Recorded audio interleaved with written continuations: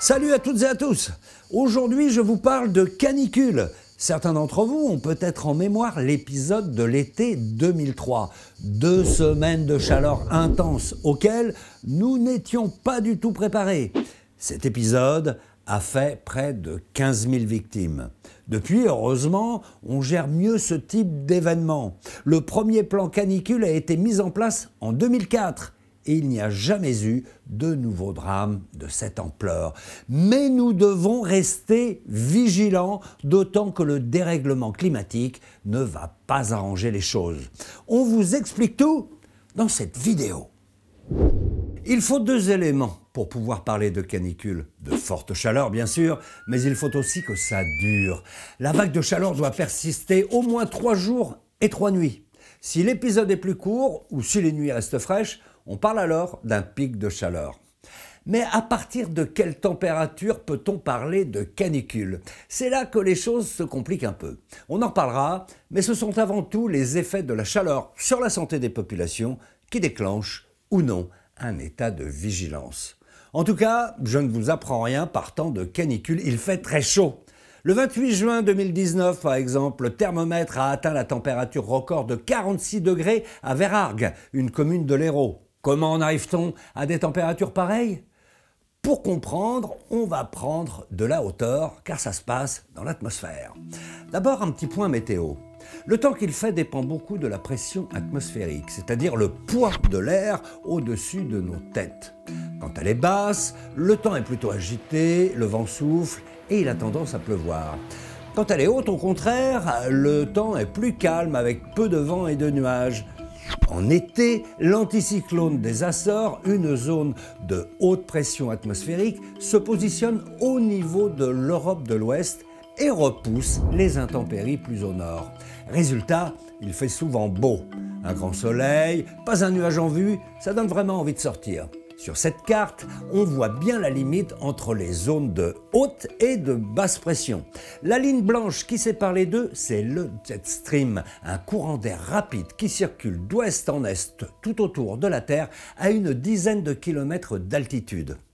Le souci, c'est qu'il lui arrive de ralentir. Quand le jet stream ne souffle pas assez fort, l'anticyclone ne se déplace pas. Il stationne de façon prolongée au-dessus de l'Europe. C'est ce que l'on appelle une situation de blocage anticyclonique.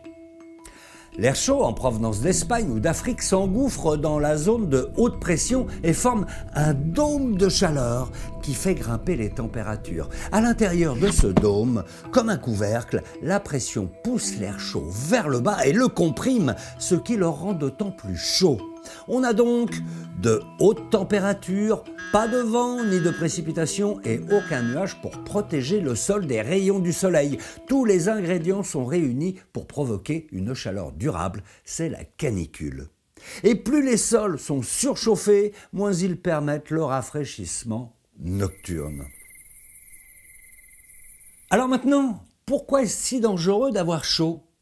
Pour fonctionner correctement, notre corps doit rester à 37 degrés Celsius.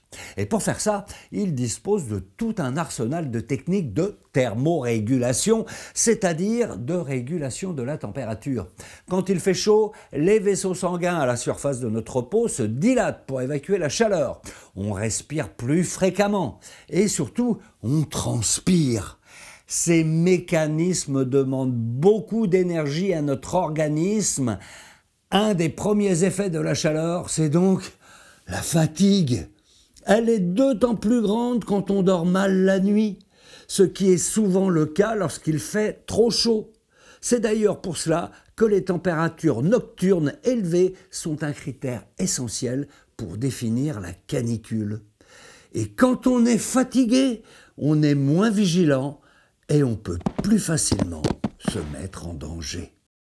Un autre problème, c'est la déshydratation. La transpiration consomme beaucoup d'eau et si on ne boit pas suffisamment, on se retrouve avec des crampes, des maux de tête, des nausées, voire des malaises.